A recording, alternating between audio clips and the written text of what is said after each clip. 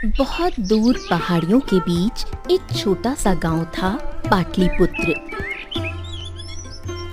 इस गांव की सबसे खास बात थी इसकी सुनहरी नदी। कहा जाता था कि इस नदी का पानी जादुई था, जो हर चीज को सोना बना सकता था। पर ये राज सिर्फ गांव के मुखिया और उनके सबसे भरोसेमंद लोगों को ही पता था। एक दिन ये राज लीक हो गया।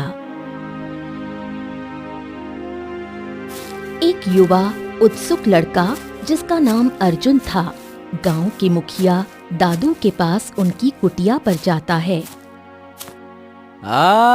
दादू, मुझे पता है कि आप मुझसे कुछ छिपा रहे हैं।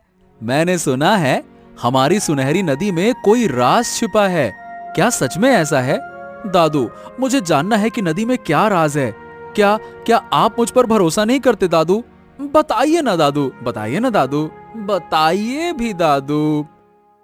अरे अरे तुम बहुत उत्सुक हो अर्जुन। देखो, ये बात सच है कि हमारी नदी में एक खास शक्ति है, पर इसका राज किसी को बताना मना है। अगर ये राज गलत हाथों में चला गया तो गांव बर्बाद हो जाएगा।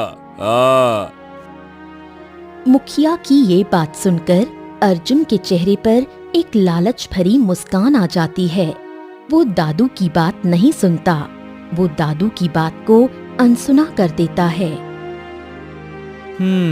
मुझे ये राज जानना ही होगा। अगर मुझे ये राज पता चल गया तो फिर मैं तो दुनिया का सबसे अमीर इंसान बन जाऊंगा।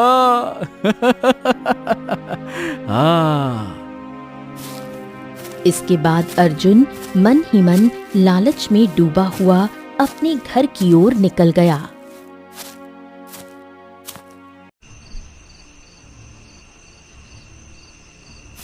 उस रात अर्जुन चुपके से दादू की कुटिया में घुसता है। दादू गहरी नींद में सो रहे थे।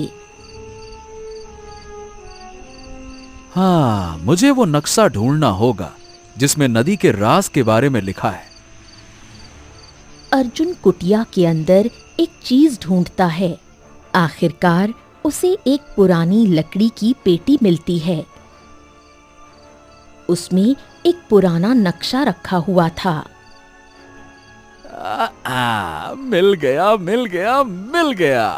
अब मुझे कोई नहीं रोक सकता अमीर बनने से। अर्जुन नक्शा लेकर वहां से भाग जाता है। वो सीधा गांव के सबसे अमीर और लालची व्यक्ति शंभू के पास जाता है। अरे मालिक, उठो! मालिक, उठो उठो उठो! आपके लिए एक बहुत बड़ी खबर है, जल्दी से उठो। शंभू अपने कमरे में सो रहा था। अर्जुन की आवाज सुनकर उसकी नींद खुल गई। उसने अर्जुन को अंदर बुलाया। अरे अर्जुन, तुम इतनी रात को यहाँ क्या कर रहे हो? अरे मालिक, मेरे पास एक ऐसी चीज है जो आपको दुनिया का सबसे अमीर आदमी बना देगी। हाँ। क्या बात कर रहे हो? अरे भाई, मेरे पास पहले से ही बहुत पैसा है और नहीं चाहिए। अरे ये कोई आम पैसा नहीं है, ये सोने की नदी का राज है, राज, सोना। अर्जुन की ये बात सुनकर शंभू हैरान हो गया। क्या बात कर रहा है? सोने की नदी? क्या तुम बकवास कर रहे हो क्या? अरे ये कोई बकवास नहीं है। हमारे गांव की सुनहरी नदी में एक ऐसी जादुई शक्ति है जो हर चीज को सोना बना सकती है। अरे ये देखो, ये रहा नक्शा जो मुझे दादू की कुटिया से मिला है। हाँ। अर्जुन की ये बात सुनकर शंभू की आंखों में लालच आ गया। वो नक्शे को देखता है। तो ये बात है। दादू ने ये राज सबसे छिपा कर रखा था। अब मैं देखता हूँ। अच्छा, मेरी बात सुनो ध्यान से। अभी रात ज्यादा हो गई है, कल सुबह मुझे सुनहरी नदी के किनारे मिलना, ठीक है? वहीं सारी बात करेंगे।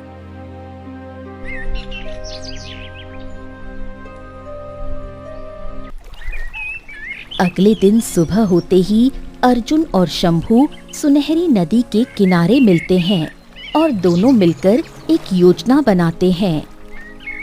अर्जुन, हम आज रात नदी के पार जाएंगे। जब चांद की रोशनी सीधे नदी पर पड़ेगी तो हम उस राज का इस्तेमाल करेंगे, समझा ना? हाँ हाँ बिल्कुल ठीक है मालिक, हम जल्द ही बहुत जल्दी अमीर बन जाएंगे। दोनों की आंखों में लालच चमकने लगा। लालच एक ऐसा अंधेरा है जो इंसान की अक्ल को ढक लेता है। शंभू और अर्जुन उस अंधेरे में इतने खो गए थे कि उन्हें अपने गांव और दादू की बात का कोई ख्याल नहीं रहा।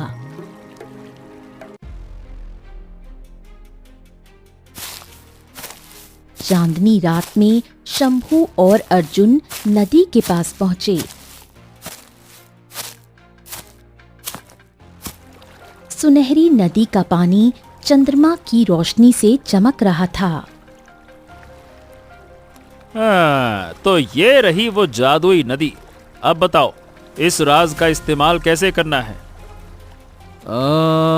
मालिक, इसमें लिखा है अंधेरे में जब चांद की रोशनी सबसे ज्यादा हो तेज तो नदी के पानी को एक खास जगह से एक पत्थर पर डालना होगा। वो पत्थर सोने में बदल जाएगा। शंभू और अर्जुन उस जगह पर जाते हैं और लोटे से पानी निकालकर एक छोटे से पत्थर पर डालते हैं, लेकिन कुछ नहीं होता।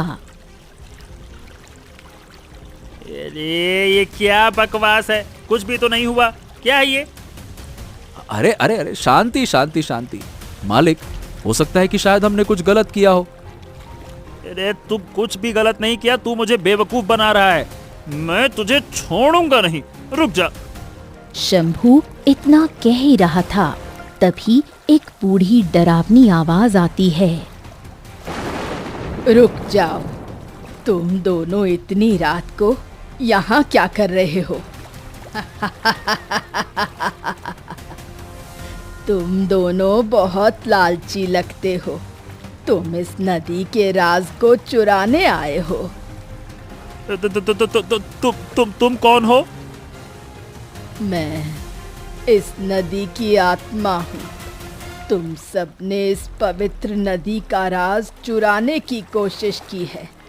इसका मतलब है कि तुम सबने मेरे शाप को बुलावा दिया है। तुम दोनों अब मारे जाओगे मेरे शाप से। बूढ़ी औरत की बात सुनकर शंभू और अर्जुन एक दूसरे को देखते हैं। वो बहुत डर जाते हैं। श्राप?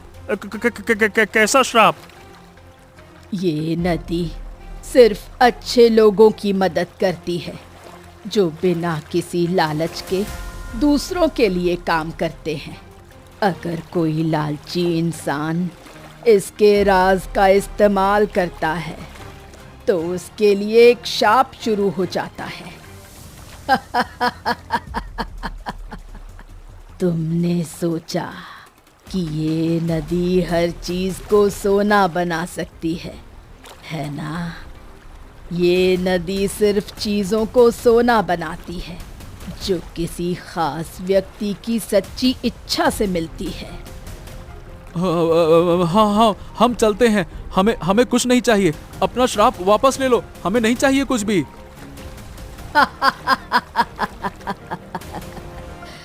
अब बहुत देर हो गई है, शाप शुरू हो चुका है। शाप का डर बहुत बुरा होता है। शंभू और अर्जुन का लालच अब डर में बदल गया था।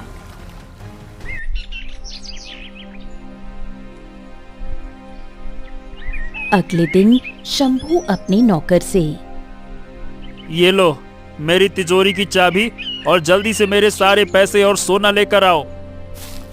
नौकर एक बड़े बक्से में सोना और पैसे लाया। जैसे ही शंभू उसे छूता है, सोना राख में बदल जाता है और सारे पैसे मिट्टी बन गए। वो डर से चिल्लाने लगा।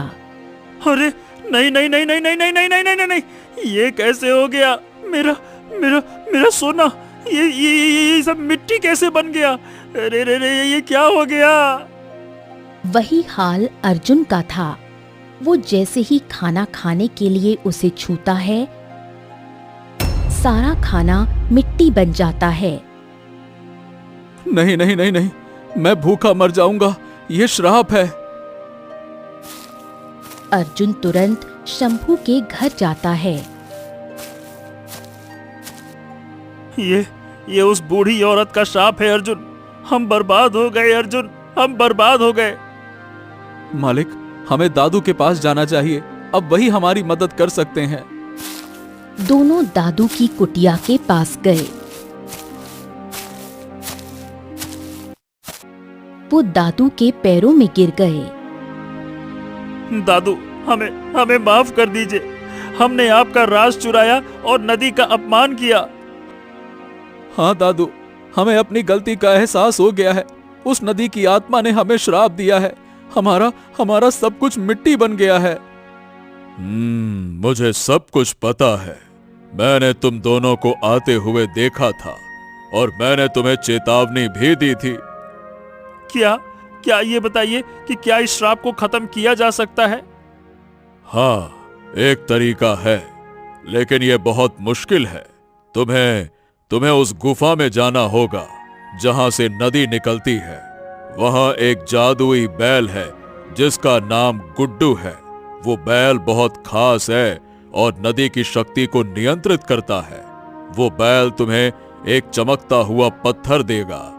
वो पत्थर तुम्हें उस नदी में फेंकना होगा, फिर तुम्हारा श्राप टूट जाएगा।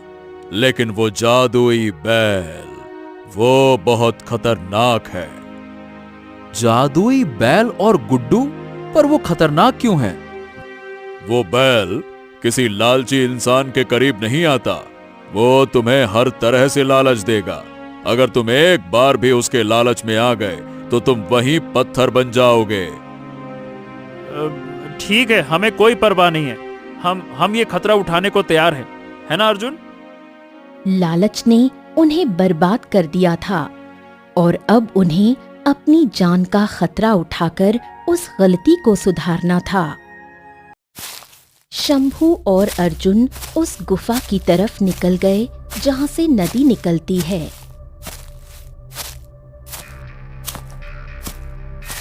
गुफा की तरफ जाते हुए अंधेरा गहरा होता जा रहा है और दोनों के मन में डर और पछतावे का मिश्रण था।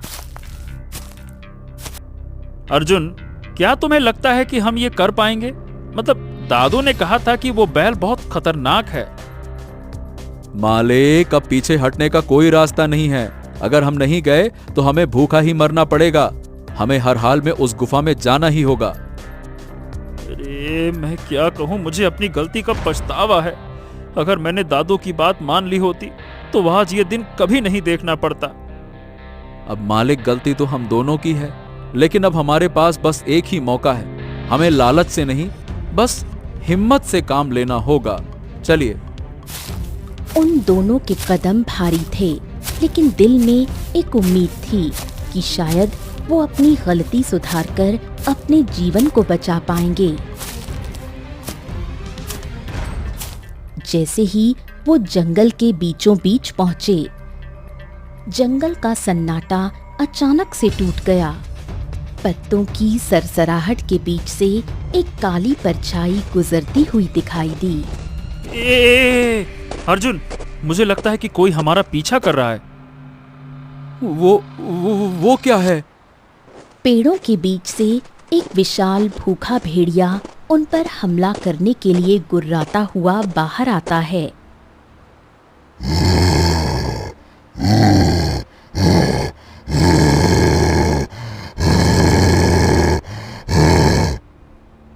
ये तो भेड़िया है और ये हमारी तरफ क्यों आ रहा है? अरे मालिक, अब हमें क्या करना चाहिए? ये तो बहुत बड़ा है।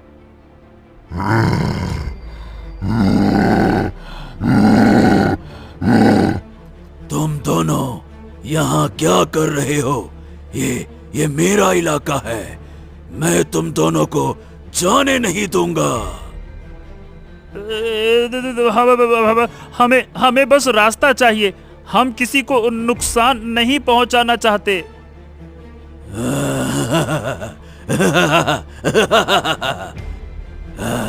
नुकसान नहीं पहुंचाना चाहते?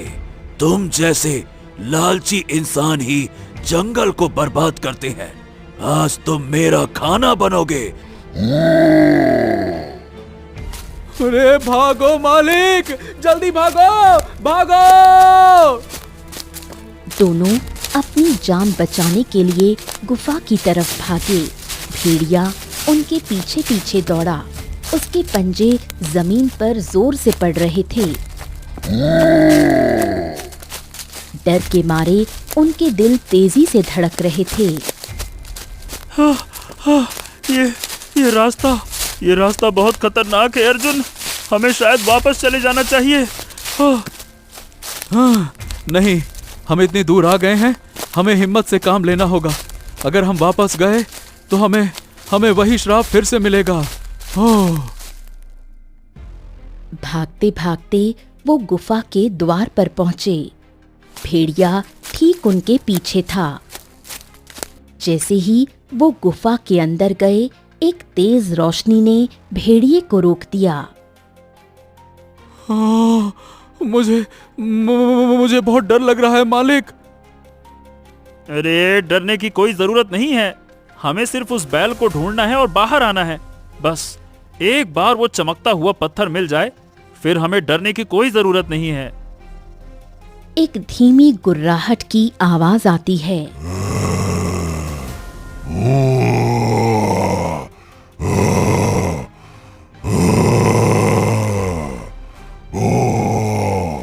कौन हो तुम दोनों और इस अंधेरी जगह पर क्या कर रहे हो?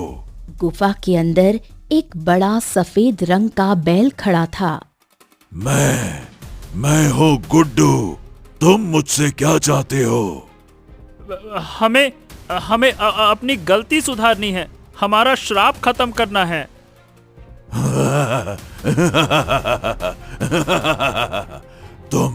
तुम दोनों लालची हो।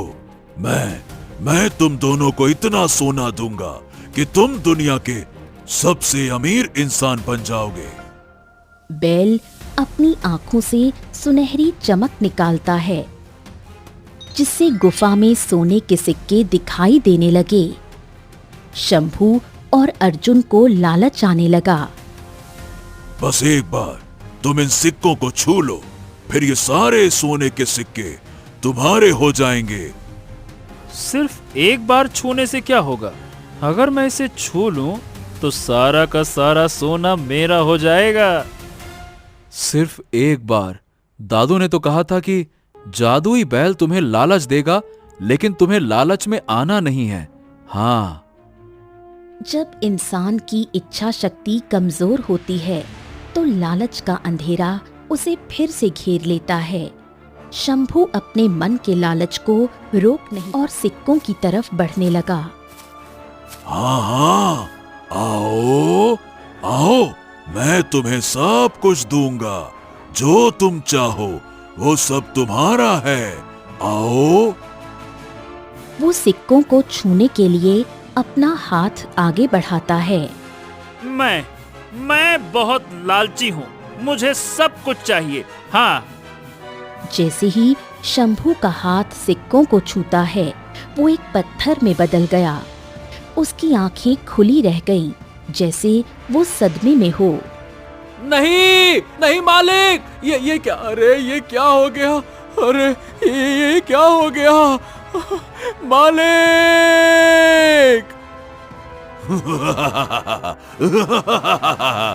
ये लालच था। अब तुम आओ, तुम्हें भी सोना चाहिए ना? आओ आओ। नहीं नहीं नहीं नहीं नहीं, मुझे कुछ नहीं चाहिए। मुझे कोई लालच नहीं है। मुझे सिर्फ माफी चाहिए। इस बार अर्जुन की आवाज में सच्चाई थी। ये सुनकर बैल की आंखें शांत हो गईं। तुम्हारी आवाज में सच्चाई है। तुम अब लालची नहीं हो। तुमने अपने दोस्त को खोया है, पर तुमने अपनी आत्मा बचा ली।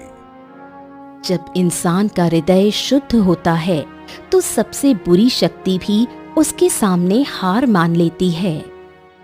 तुम दोनों को श्राप का एहसास हो गया था, पर तुम्हारे दोस्त को अभी भी लालच था और यही उसके अंत का कारण बन गया।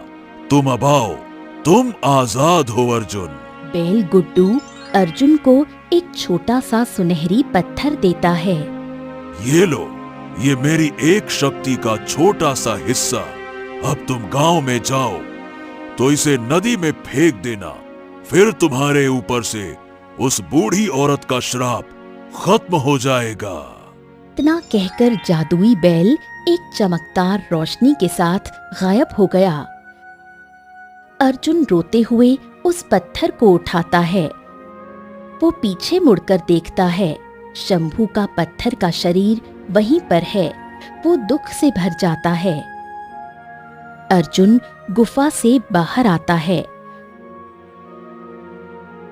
वो सीधा दादू के पास गया और दादू को सारी बात बताई। दादू उसकी कहानी सुनकर दुखी हो गए। तुमने सही किया अर्जुन। तुमने अपने दोस्त को खोया, पर तुमने अपनी आत्मा बचा ली। अर्जुन नदी के पास गया।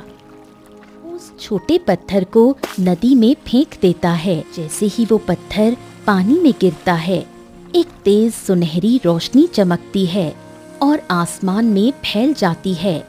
हवा में एक शांत आवाज गूंजती है। शाप खत्म हो गया है, अब तुम सब आजाद हो। हाँ दादू, अब मैं कभी लालच नहीं करूंगा। मैं उस दिन को कभी नहीं भूलूंगा जब मैंने एक दोस्त को खोया। यही सबसे बड़ा ज्ञान है। लालच हमेशा दुख लाता है।